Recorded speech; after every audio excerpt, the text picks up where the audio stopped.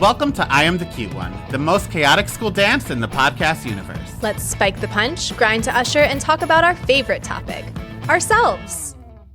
Hello, I am Donnie, and I am the cute one. And I'm Chelsea, and I'm the cute one. And we are here with the cutest one, and that is Lucy of Lucy on the Ground. Hey. Hi, you told me it was on camera, so put a little bronzer on. So Love definitely stunning. Looking lovely. Yeah. Alicia Silverstone, as always. Oh, thank you. She's nuts. It's a compliment, but like, I'll never forget that she chewed up her kid's food anyway. I mean, that'll do it. And we are covering First Wives Club today, and we knew we had to turn to you. It's my favorite. I cannot believe it's your first time, Chelsea. I know. I know, that's sick. This was my first time watching it, and as soon as it was on our list, Donnie and I were like, we have to have Lucy on, because I really feel like during COVID, me, like many, many other people on this planet, I marked the passage of time based on your post of the women singing You Don't Own Me. Now, having seen the hour and a half building up to that, you know, a lot more emotional this time around. It's so good. I still have not rewatched since Diane, but like, I could quote it, so we're good. There are certain celebrity deaths that really hit, and that one really got me. I agree. But it was so nice that everyone felt that way too. Like, I was kind of like, you know, sometimes you're like, oh, I'm crazy that this one was, but if you're going to go out, I would want to go out that loved. Oh, Yeah. It was so sad. I know. Most of the celebrities I've mourned over aren't really controversial. Like, it's the Anna Nicoles of the world, the Whitney Houstons, ones we can all bond together with. A Diane, yeah. Joan Rivers was my I other was one. just going to say, Joan, I was on the floor. That was I a big remember one. specifically where I was because I had been Same. shopping with my grandma and I got the news alert on my phone, and both of us, like, I think the rest of the drive home just sat in silence. So anyway, thanks for tuning in to this comedy podcast. Comment on the YouTube. What was the celebrity death that devastated you? No, Chelsea, here's what I'll say. We are a comedy podcast, yes, but I hate people that are always a level 10. You can't always be funny. Sometimes you need a moment of silence. Sometimes you need to be a human being. We can't be bouncing off the walls at all times. Uncle We'll get there. Joey energy from Full House. Yeah. First Wives Club came out September 20th, 1996. The O.J. Simpson trial was underway. The Macarena was the #1 song. This movie was at top of the box office with Bullet, never heard of it, and Long Kiss Goodnight rounding out the top 3. And all this week, Judge Judy, Spin City, Suddenly Susan, and the Clueless TV show all premiered. Whoa. I know. Wow. And OJ. Yeah. That fact, I was like, oh, that really I puts know. things in. Like 3 days before. This was day 3 of the trial. And we know then what was coming December 25th. John Benet Ramsey. Yeah, right around the corner. Oh my God. I haven't been here in so long. Welcome back. I can't remember the tangent we went on the last time, but just a quick John Benet is coming. I'm back. I'm in. So welcome back, Lucy. Thank you so Welcome much. back. If today's episode makes you laugh or scream or feel however Lucy's feeling right now, do us a favor and leave a 5-star review on Apple Podcasts or Spotify. A 5-star review is the easiest way to help us grow our audience and this community. And don't forget Patreon exists. We have ad-free versions. We have happy hours every month. If I feel like reading or remembering that I'm reading the Passions book, that's there too. A little bit of everything. So head to patreon.com/I am the cute one. I know we rarely do anything on purpose, but I do think our model of having such long breaks between returning guests, I do feel like we lure you, Lucy, into like a false sense of safety or normalcy. It's like childbirth. Like if you didn't forget about childbirth, everybody on earth would be an only child. So I do love the experience of a repeat guest remembering in real time what our show is while we've already got you locked down for the next hour. Because I have fun, like starting there, and that doesn't go away. But I do think Okay. last time it was something with your roommate. There was a long con or something there with. I do believe that your first time on the show, we covered She's the Man, so cuties go back and listen to that. And I do believe that Donnie talked about how he ruined a marriage because he invited someone's fiance back to his room to watch Cruel Intentions with him. It's coming back to me. Yeah. There's another one with a house party and something happened at a house party, but I can't totally be sure where that one was. Again, that's how I come back. Yeah, that's when the cops were called on my party because the fiance of the man I blew called. Yeah. That's the sequel. Right. Yeah, And I do believe I also shared with you the story of my roommate who had an iguana named Ralph who ended up being a murderer. So you really do bring out the best in us, Lucy. Go And back we to circle previous back episodes, to cuties. murder with John Bonet. This is actually a true crime podcast. Yeah. I know, you're like, it's not a sad podcast. No, it's true crime. If you guys ever do a true crime episode of Sean Bonet, please call me back. Like, I would just love to listen in. Like, I'll be a fly on the wall. Okay, All right, so so- First Wives Club. Yeah, we are here to talk about First Wives Club. It was written by Robert Harding and based on the novel by Olivia Goldsmith. Robert Harding also wrote Steel Magnolia's Soap Dish and was the creator of GCB, which I loved but can't find anywhere. It was directed by Hugh Wilson, who directed Police Academy, Blast from the Past, and Dudley Do-Right. The budget, it really brought him in, ladies, cost $26 million, and it brought in $181 million. Wow. Whoa, baby. I know. Say that again. I Whoa, gave you baby. the Florida. Yeah, okay. It was nominated for an Oscar for Best Score, but it lost to Emma. Fine. Roger Ebert. Chelsea, put your drink down. You're going to need to buckle up. Roger Ebert gave it 2 out of 4 stars, calling it creepy, and said, the movie's heavy on incident, but light on plot. There's undoubtedly a movie to be made about this material. A different movie. A nasty man. What a scam artist that he got that job and held on to it for as long as he did. Every time I hear a review from him, I'm like, you could not be further from what the collective has taken in from this movie. Like, it's like a weather person. Like, I'm going to throw bullshit out there and maybe I'll be right once that it's going to snow. He's never right. In the 90s, he was never right. In the 2000s, I think he lets himself thaw a little bit and has more Okay. fun because he does start to didn't he love the hot chick, Chelsea? He loved the hot chick. Love the hot chick. The Rob Schneider classic, The Hot Chick. I was just going to say, I feel like he probably hated all the movies I thought were good, like that he can't appreciate, but the hot chick didn't see that coming. That's the hill he's going to die on. Yeah. I've said it before and I'll say it again. He hates women because he loved the hot chick, which is Rob Schneider being a woman. But Yeah. Spice Girls movie, get a grip, Raj.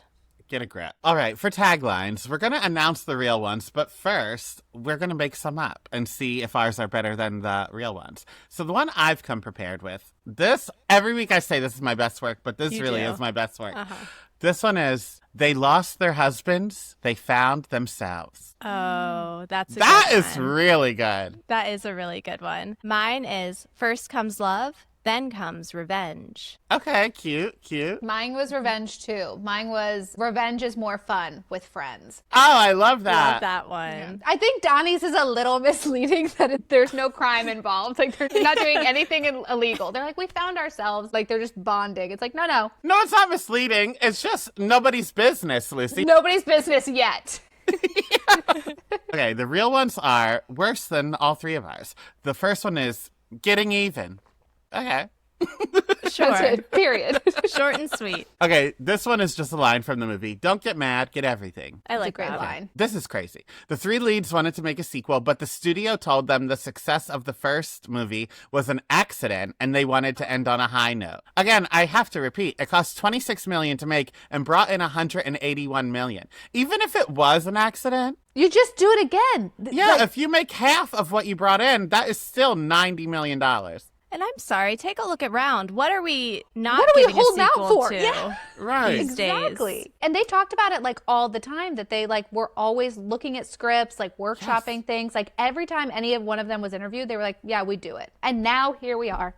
Here we And are. we can't. Wow. If we get it now, I'll throw myself off a bridge. I know Goldie and Bet would never. Thank God. I don't think so. Okay, good. Yeah, and we'll talk about this at the very end with what ages well, but this movie I feel like is so smart and it has such meta commentary on women in Hollywood, women aging. So for that to be the thesis statement from the studio, I'm like, "Oh, cool. So you guys learned fucking nothing." Yeah. Yeah. They need to lose a husband and find themselves. So, Deep. all 3 leads celebrated their 50th birthdays while making this movie. That's cute. Jessica Lange was originally considered for Elise Elliott, And thank God for this, Jenny McCarthy turned down Elizabeth Berkley's role. Thank God. Yeah. Anyway, what character, if any, do you identify as? I probably wanted to be Bet, like Okay. the funny one.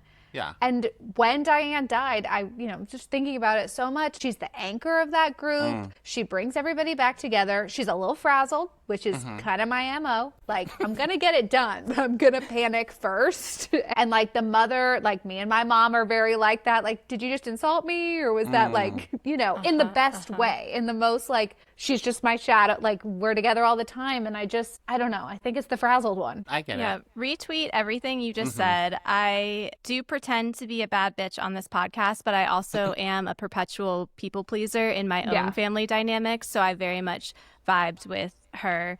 But also, as someone who has been putting on wrinkle cream since I was 18, I do have a little Goldie Hawn in me. If I show up one day with just a balloon face, I don't know if Donnie would be surprised. Thrilled, actually, maybe.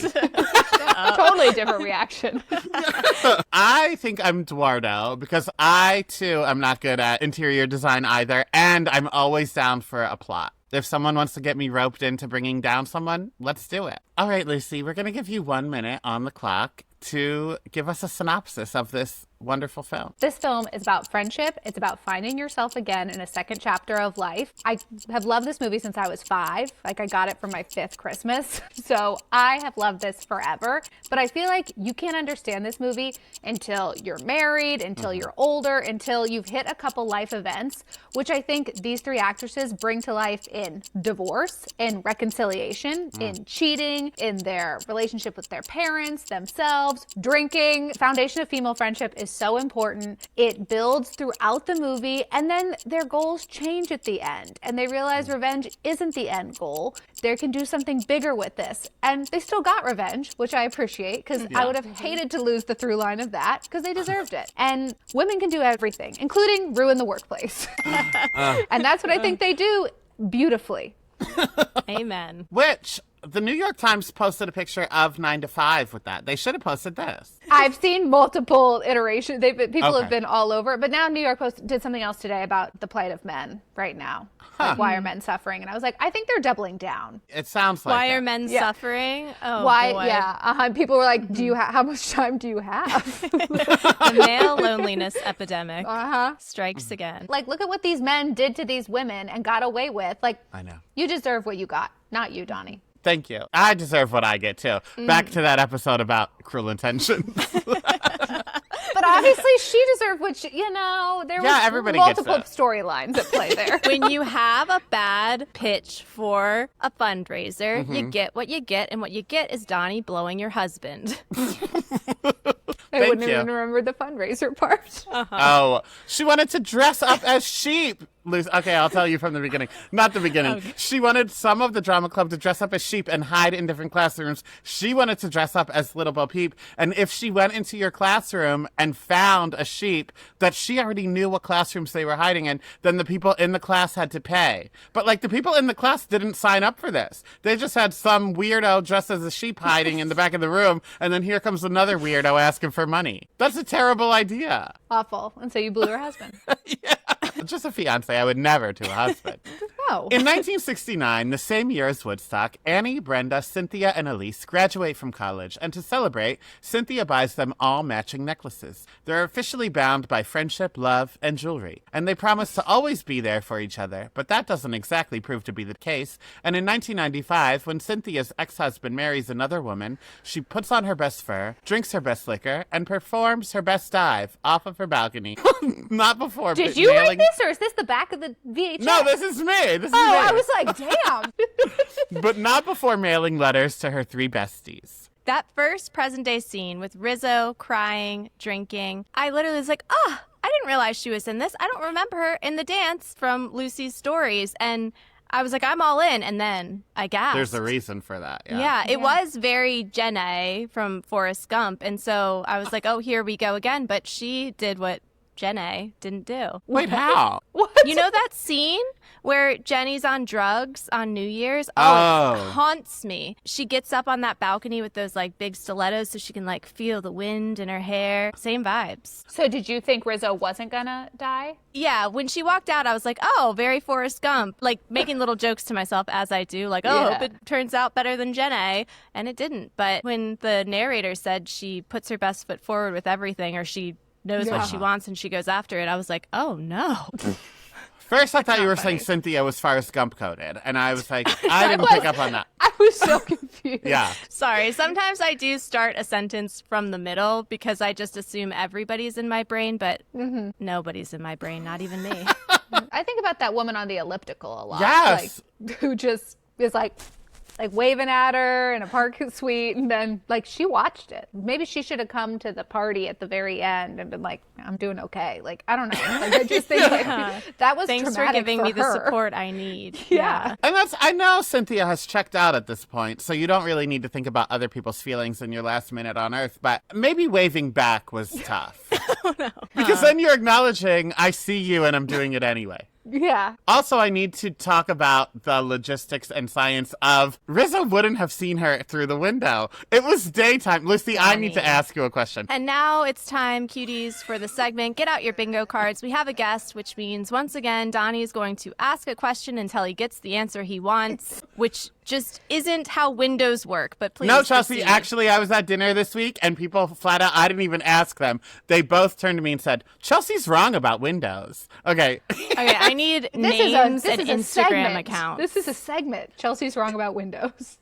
Okay, Lucy, here's the deal. We'll see who you think is right. Okay. Daytime. If it is daytime Sure. and one person is outside and looks up, not street level, we're not looking through someone's kitchen window, looks up to like a bedroom window or higher, can they see inside the window? If it's daytime, I mean, I feel like I have been able to before. I can't like give a concrete, like, but I'm nosy enough that I've definitely looked a lot. So like, and I'm very worried, like I'm changing in front of my windows all the time and then Me a neighbor too. walks by and I'm like, oh, so I'm ducking like someone can see. Okay. So Okay. I do feel like Windows are clear. windows are clear in certain, like it depends on, and I don't want to get, I'm not good at science, but where are we, northeast, west, like whatever direction, where's the sun right now? Now, At I night, will say it's easier. every time Donnie presents this information, he does move the goalpost a little. Now we're talking about they're looking up, they're looking in. Donnie asked this question because he walks around naked. He stands in his window naked, and he's convinced that the people on the street can't see him, even though there was an instance of a man locking eyes with him and going, He didn't wave, though, like this woman on the elliptical. If you're including ground level in this, yes. Like you've taken out ground level in my scenario, and I think people can see. And it depends, again, where the sunlight's hitting and stuff, but people have seen you naked. No, we in are the taking daylight. out ground level. I'm on the second floor. No, I know, but like I definitely think ground level to ground level For you sure. can see in. Yeah. Second floor, just don't get up on the glass with your dick out. Like, Yeah. It's close enough to the answer I want. Thank you. And thank you. I was just delivered a tuna sandwich. When Cynthia's suicide makes the news, the ladies reunite at her funeral. when we covered Now and Then, we both loved the movie, but there was something that upon rewatching as an adult, yeah. I didn't quite connect with the women's current status as friends. And I feel like this movie and the way they set up this reconnection makes so much more sense to me because they've lost connection and now Yeah. they're reuniting and they've rekindled the friendship. And then we also see later on like the growing pains associated with the acknowledgement of the falling out. Whereas I hate to belabor the point, but in Now and Then, I'm like, why are all of you still friends? And I do think coming together with drinks, recapping, getting drunk together is an easier way in to being like, oh my God, we should see each other again, maybe eventually. Along with some other key players at the funeral, like Elisa's friend Gunilla Garson Goldberg, the queen of New York society, Brenda's interior decorator friend Eduardo, and Cynthia's ex-husband and his new wife, Heather Locklear. And after the service, the women reconnect at lunch where they all lie about being happy in their lives until the drinks kick in and they update each other on their lives. Elise is going through a divorce from her producer husband and is trying to find happiness in all the plastic surgery and collagen she she can fit into her lips. Brenda's husband, Morty, went through a midlife crisis and came out the other side with an ex-wife, Sarah Jessica Parker, and an earring. This cast is stacked. I know. It's so good. Like the recasting question, I was just like, I was putting people in and then being like, that's not good enough. The bar is so high across the board. Even Sarah Jessica Parker's role is incredible. Perfectly, like, I feel like this is one of those movies that's like an ensemble that, and the fact that they only got nominated for one Oscar, like, give them something. Like, ensemble, like, we're the SAG Awards here. Like, as a community, SAG should have recognized this. Everybody is somebody. And well-developed characters, too. Like, we just didn't, like, find a face to put in somebody who didn't, like, matter. Like, you were Eduardo. You picked Eduardo as your, like, relatable character. I'm just saying, like, very good writing. Yeah, very good writing. Yeah, and I loved the Sarah Jessica Parker character. I laughed out loud. She is so funny. And I do wish that Carrie was presented this way, where Carrie, let's put it all on the table. Carrie was the villain. Carrie was this character. Like, there's one part when she opens the door and she's like, hello. I'm like, oh, this is Carrie Bradshaw. But I wish that Sex and the City was presented through the lens of, like, here is a woman who is a nightmare of a human being and is constantly dragging down all of the people around her. And let's watch her thrive continuously, because I loved Shelley the Barracuda. She cracked me up in every single scene. Carrie needed more moments to be able to do your size, you know? Carrie needed to be able to fat shame those around her. Carrie wants to seem above it all. I don't know. Like, this woman was like, I'm going to get down the muck. You're a bitch. I stole your husband. Like, I don't care. Like, I don't know. I see what you're saying, too. Like, and she was funnier than I think Carrie is. Yeah. Yeah. I think that Sex and the City, because we're literally hearing Carrie's writing voice, like, it's from her perspective. So it's like how she views herself. I would love the Sex and the City of how everybody else views her, which would be this character. That's like the show Girls. Yes. I also think, and again, welcome to the Sarah Jessica Parker podcast. I think that Sarah Jessica Parker is able to be a comedic actress, but I don't know if Sarah Jessica Parker is funny. And I think that's why Carrie is not, is because Sarah Jessica Parker is a producer who then tells the writers, like, what she wants out of Carrie. And that's why Carrie became, season 1, she was like a chain smoker and jaded and all of that. And then she becomes quirky and quippy and like, hello, lover, like that. Like, that is not season 1 Carrie. That is Sarah Jessica Parker. And it's like when celebrities go on podcasts and maybe they play the funniest character you've ever seen, and then you hear them talk and you're like, what is this? So I think when Sarah Jessica Parker has a script, then we can get gold from her, like when she was on Glee and sang Turkey Lurkey Time. You know, the hits. The hits. Yeah. The I don't remember that one.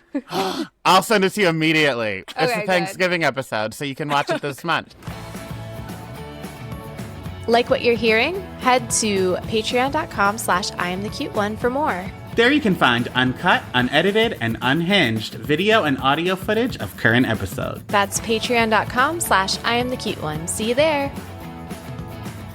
And Annie is separated from her husband, Aaron, and has a recently lesbian daughter, but she's the only one with positivity at the table. That's what she tells her therapist, Dr. Rosen, anyway, but that's no shock. She has a problem with unexpressed anger. She has no problem, however, expressing her anger when Aaron wines, dines, and 69s her before telling her he wants a divorce because he's with Dr. Rosen. And Annie's I'm sorry monologue is how I thrive when I fight with significant others, because I haven't been, what? I said, oh boy. Yeah, I haven't been in this level of crash out in a while, but taking something someone says, like she says, I'm sorry, Annie, and then Annie is able to take those words from her and give herself the power to say all the reasons she's sorry. And taking someone else's argument in a fight and making it about me is what I do best. And again, that's why I'm divorced. I like the again and again.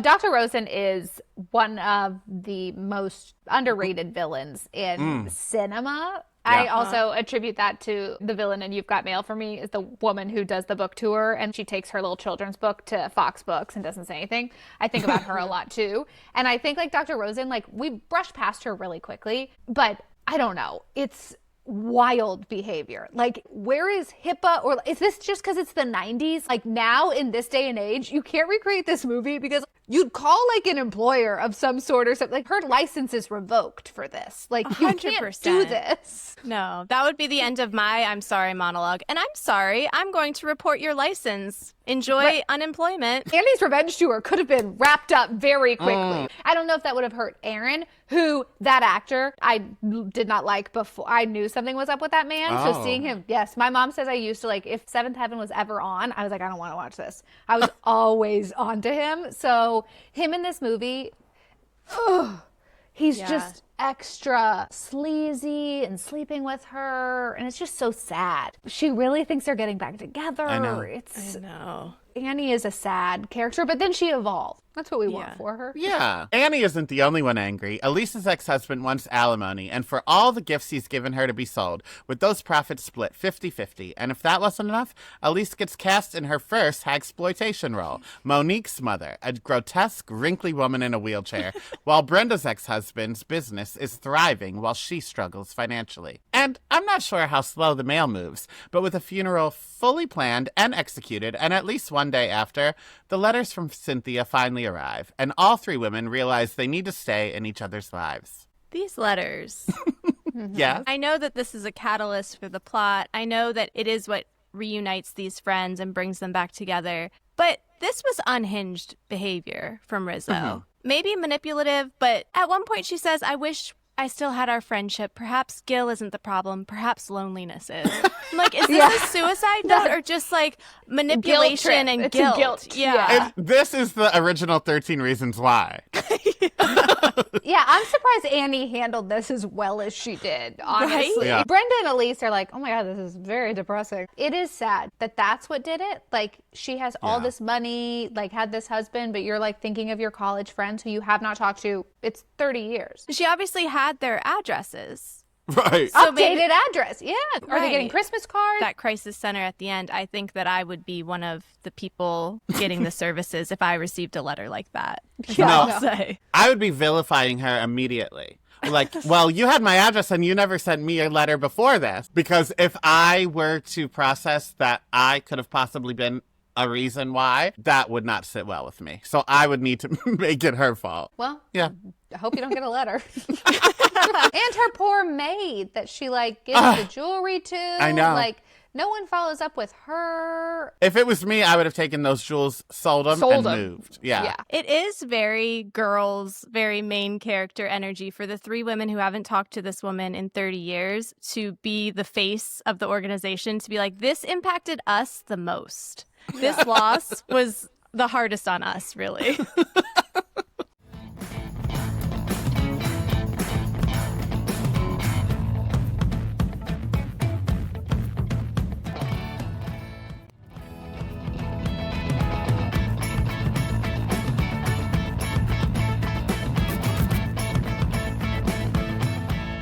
They also realize what's happening to each other is unacceptable, and they need revenge, no justice. So with their wedding rings dropped in a glass of champagne, the First Wives Club has come to order. And it does make sense why I love this movie, because my favorite genre on TikTok is watching the glow up after a divorce.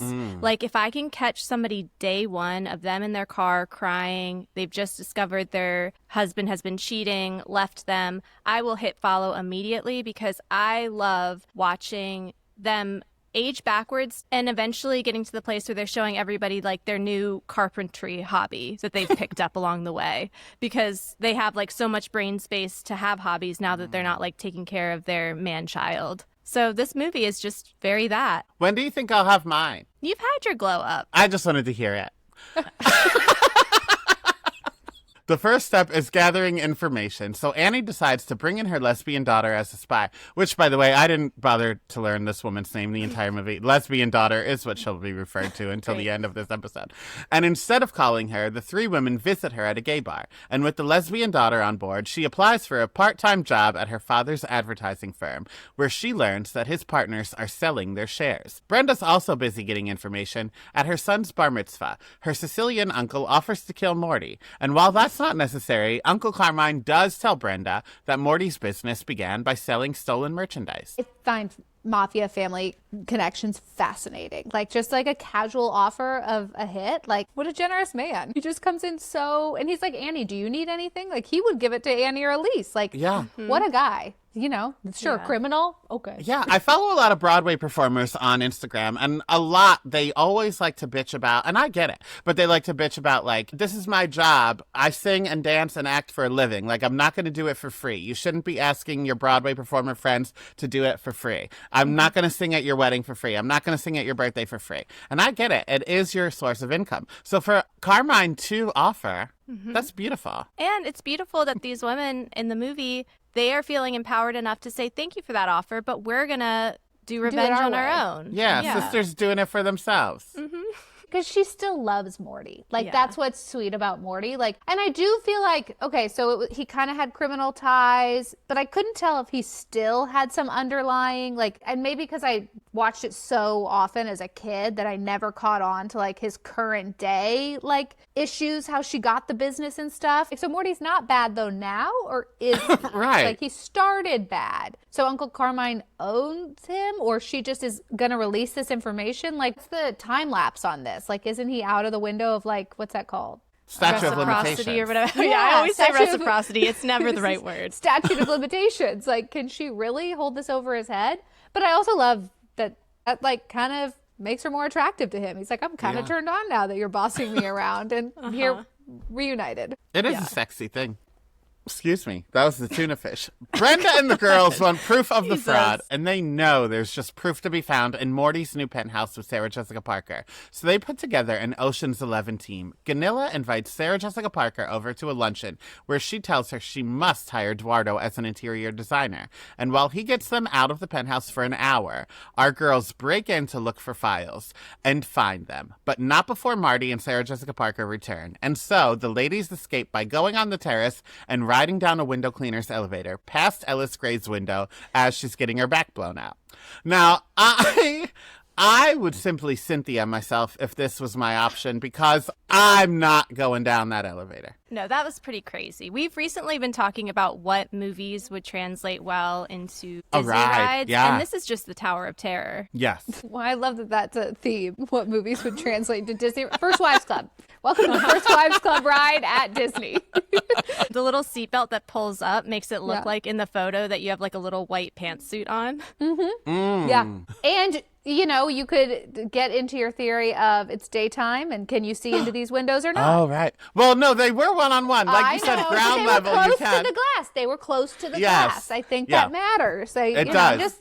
I'm supporting Chelsea a little bit there. Again. Yeah, I think it matters where we're at with the glass. So I would It just does. stand further back, Donnie. Yeah, just don't stand in the window in the nude. Yeah. Well, that's where my mirror is.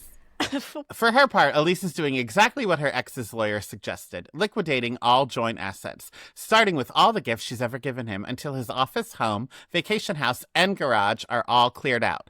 Not cleared out, unfortunately, is his new actress girlfriend, who's playing Monique in that movie that she got the role of the mother in. Now, the studio said no to a sequel. Fine. You're a piece of shit, but fine. I wish that they greenlit this Monique movie. Elizabeth Berkley and Goldie Hawn in a spin-off film. Please. A mother-daughter. Yeah. I would have ate it up. We should have said this also at the beginning, Lucy, but feel free to cut us off at any point if there's Oh, something yeah. we're skipping over that you want to talk about. I think we're hitting all the talking Great, points. great. The only reason I would do the window washer thing down is because of this movie. Like, I would feel like my heroes could do this. I could do this. Like, if I got trapped, I would just be like, I'm going to do it. Like, Elise did it in heels. The hardest part would be climbing over to get For on. sure. Was like, that's where I'd be like, I don't know if I can do this. I think it's so funny, too. I don't know why it makes me laugh that they decided to do that graphic of Annie's glasses, like, going, like, bug-eyed while, like, down it. And I'm like, why did we add that in? Like, what was the point of that? Like it's just one little animation. Like, now, like, no, it They just had made some it. like leftover juice from Yeah, The Beetlejuice 27 or million. whatever. They were like, Yeah. we'll just put another quick AI touch in here. Like, it just made me laugh because it's so like not with the rest of the movie that they just Yeah. like, let's do it. When they hit the ground, I am like, that's not, I don't think that's how that would really go. No. They would bounce No. off. Like they weren't, oh, they did put some kind of seatbelt on. I don't know. But I would ride it just for them. I wouldn't ride it raw dog. Safety first, Donnie Yeah. says. If the man that operated Yeah. it was there and said, like, we need to go down quick, ladies, then I would Right. do it. And with all her husband's things filling her home, Elise thinks maybe she should put them in the building she owns downtown. Or maybe they can use that building as their new headquarters. And now that they have a building, they use it to get drunk and perform You Don't Own Me, like they did at one of Cynthia's birthday parties. Well, start to perform it until Brenda and Elise set Annie up, making her belt the solo by herself, embarrassing her. Looks like we'll never see that performance after all. Wink. Annie wants to buy into her soon-to-be ex-husband's agency, so Elise sells all of her ex-husband's things to her for $1, and Annie puts them up for auction, where Ganilla and Eduardo get Sarah Jessica Parker to buy some things. Her purchases piss Morty off, of course, until she takes off her dress, and then he proposes. You know the guy, I can't remember what show it is, but everybody uses that meme of like the guy pinpointing things and like conspiracy Yeah, theory it's always guy. sunny. Yeah. Yeah, Always Sunny. I think of this board in their office and Elise on that elliptical going, and I'm like, we don't use that board enough to still do the conspiracy theory thing. That's so true. But like even on that, I'd like a shot of that because I don't think we get like the web they weave to be like, you're gonna sell me the furniture. That money, then I can buy the ad agency once I sell the furniture. Women in STEM. But Yeah. like also Elise gets like screwed out of She does. like it. No wonder she gets pissed off. She's really helping them along. So I understand why she's like having a couple cocktails and getting pissed off. Yeah. For sure. She has the weakest end of this deal. Even as they start to realize like what they could do with the money, the phone call of like, hey, Elise, Annie needs some money. Any idea on how she can get it? It's like so bold, like the boldness Right. of like, this is a friend you've just reconnected with. And you're Yes. like, we're using your office as a clubhouse, which I love. I feel like Yes. if I could have a clubhouse with my girlfriends right now, sign me up. We'd be doing crimes all the time. Yeah. All the time. And home by dinner time. I'd have the JBR case solved. Oh God. Okay. Okay. But like they're already using that. Now they're taking like all of her money. I do understand why she snaps. And in she doesn't couple have a lot scenes. because he wants fucking alimony. Like, Yeah. so I guess in the end, that's what she gets him to change. Like, this isn't how we're going to do the divorce. And they all start writing checks. But I'm just thinking, like, through, like, this is the first time I'm like, I'd be pissed off too if I was Elise. Like, at this point in the movie, I'd look around and be like, what am I getting out of this? Like, you two are doing great. You just bought an ad agency.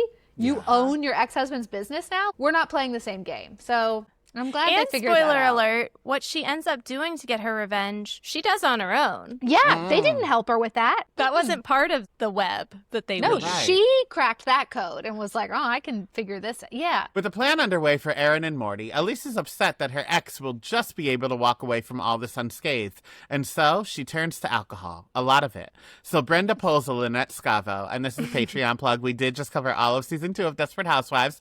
Go and listen to our recaps. Patreon.com/I am the cute one. And lines up her empty liquor bottles when she and Elise fight and force Annie to choose a side. And Annie chooses to call them both selfish assholes, which ends in a 3-way slap. I feel like it truly captures girlhood when Bette Rena. Midler says, I'm saying this to you with love, compassion, and the spirit of true sisterhood. You are full of shit. That is what I need in my friendships. Like, those are the people that are in my inner circle, are the people who are going to give it to me straight and are going to come from a place of love and compassion and the spirit of sisterhood and then tell me precisely how I'm fucking my life up. Do I do that?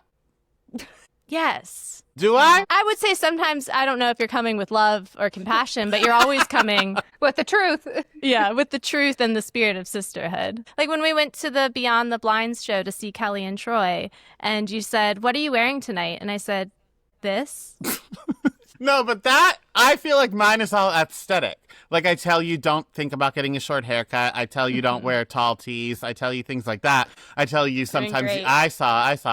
I tell you sometimes you look like you signed on and look like you just crawled out of a cave. But like, I never tell you like life stuff. Like I never give you parenting advice or like tell you how to navigate your interpersonal relationships. Well, Do you want me to start? I think you know your lane. I think that we aren't all an expert in everything. And I think that if you started giving me parenting advice, I would say, shut the fuck up, Donnie.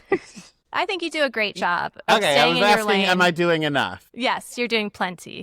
Okay, great. Plenty. You're doing plenty. But also doing plenty, Donnie, this is the second week in a row that I cried at a movie. Last week Me with too. the Sister Act 2, and then where the scene devolves to when the girls are really going through it and Love is on the Way is playing. This soundtrack slaps. They just don't do it the way they used to. Which I didn't realize this was Billy Porter until like a few years ago. I just didn't think about his music career. And this song is so, you're right, emotional in that moment. Yes. Like, and I was like listening to it. I was like, what is this song? Like, I don't remember it. And then I saw who it was and I was like, this man does it all. This song added so much to this montage of them all going through it. And then, Lucy, similar to why you said you were Annie at the start, me and my mom, very much a dynamic like Annie and her mom. And when she tells her mom things aren't working out the way she planned, and her mom goes, "And you called me? Oh my God." I burst into tears. Yeah. Burst into tears. And I know you probably feel the same because now as a mom of daughters, I feel it from every single direction. And I was just weeping once again. Well, and I will say too, my mom's biggest piece of advice with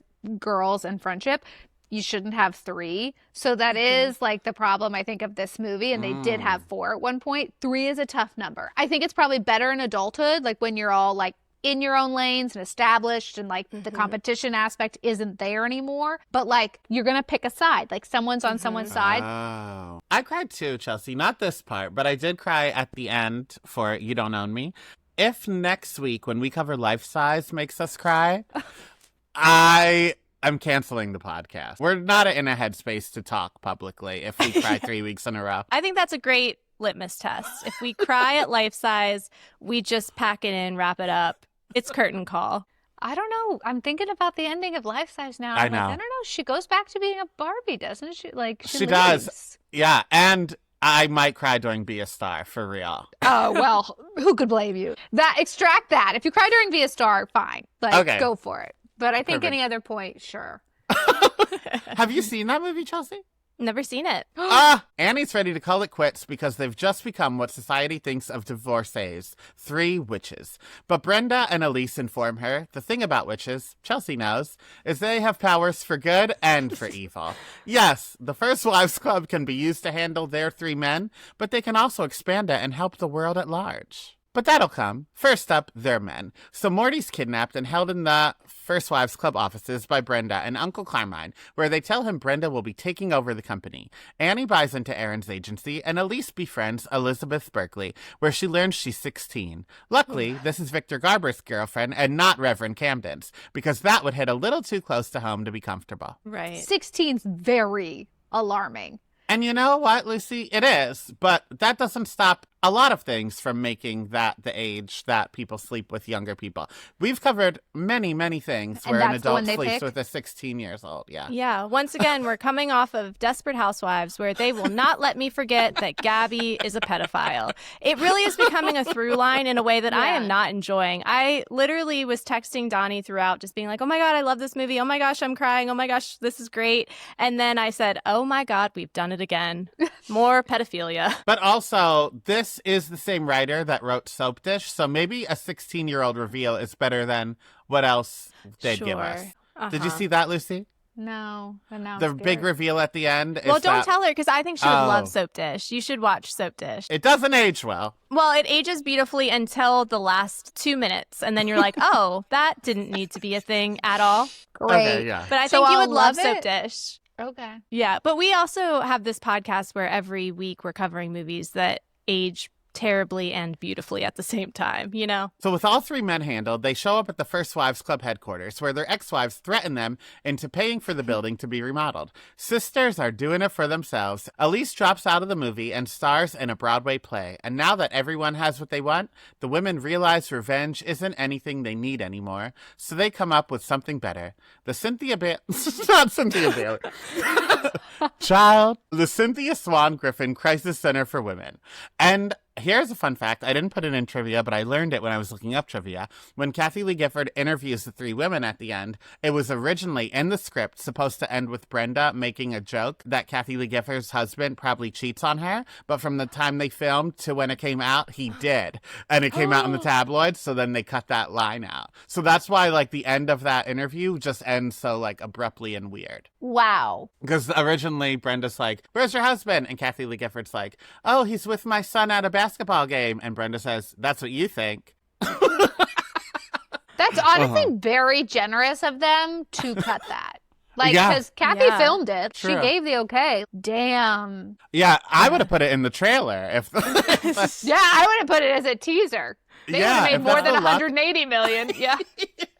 Morty and Brenda reconcile. Elise dates an actor from her play. Aaron and his therapist break up, and Elise's ex ends up with Sarah Jessica Parker. And after the opening gala, the three honor Cynthia one more time with the production of You Don't Own Me. Beautiful. So good. For those of you who haven't seen it, my production of You Don't Own Me with my little sister at the church talent show is available to watch on Instagram. Final thoughts. If we were to bring this movie to present day, what would the plot of a sequel be, or who would be cast in the reboot? The plot could stay the same. It's kind of one of those movies, though, that it's like the internet sleuthing of it all. Does that change too much? It's like You've Got Mail for me. I'm like, I don't think it can exist in this context because, like, dating's different. Like, stalking someone is different. You've Got Mail has its own problems. But, like, I don't like to discuss them. But, like, the same here. Like, you'd be, like, in the DMs. Like, so there's something to, like, remaking it. But I don't think you could do a sequel because Diane's not here. If you'd asked me maybe a few months ago, it would have been a different answer. But my casting, if we did a remake, my Annie was Sarah Paulson or Minnie Driver. Oh, Okay. Elise, Regina Hall, or Cameron Diaz. okay. Love both of those. Brenda, I had a hard time with.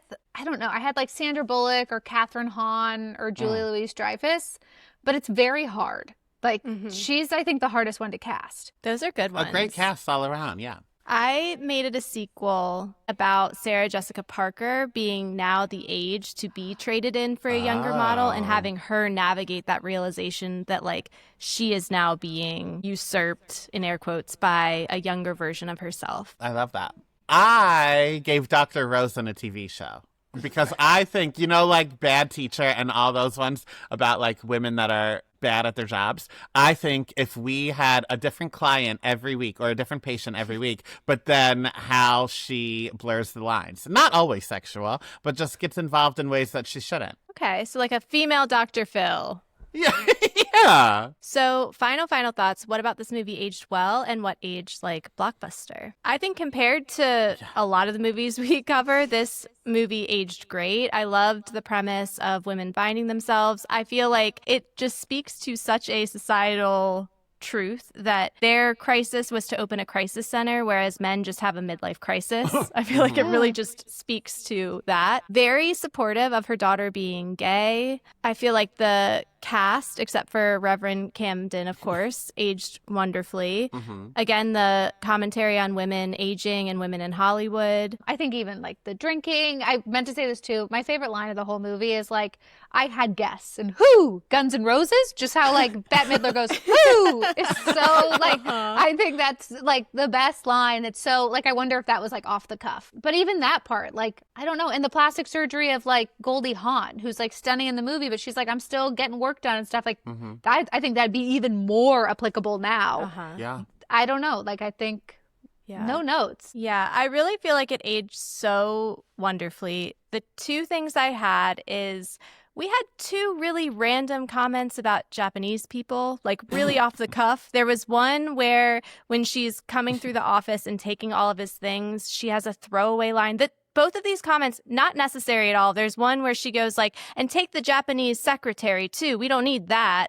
And then there's another one during the auction where Sarah Jessica Parker says something about like, It's but Japanese. yeah. And she's like, don't they have enough? Like, and that one, it was like, that was the second one. Cause I already had the first one written down and I was like, another one. Interesting. Okay. But other than that, This movie is going to make my top 5 of the year, Donnie. It's Wow. going to be a really, really close race going into our New Year's special. Mm. I'm so Can't happy wait. to hear it because Yeah. if someone drags this movie to me, which I've never had someone do, No. like, Yeah. that's it for me. Imagine we invited you on and then I was like, I hate this movie.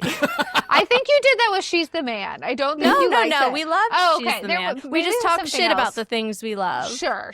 Yeah. Well, and that shows the most love you can. But That's I don't true. have bad things to say about this one. I just No. can't. And then when they'd all get together and like do like the Golden Globes or something, every time you saw the three of them together, the fact that their friendship like existed past this, Yeah. I think Yeah. is the true testament. Everybody Yeah. liked filming together. Mm-hmm. It was true girl power.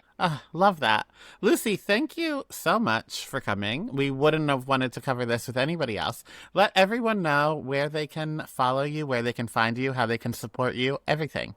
I'm just on Instagram, Lucy on the Great. ground. That's I really just keep it all right there. If Instagram goes down, I go with it at this point. So really haven't diversified. Maybe that's the next goal. But that's it, Lucy on the ground. And this has been so great. This is my like favorite movie. So thank you for thinking of me. Because if I had heard this episode and it wasn't me, I would have been like, okay.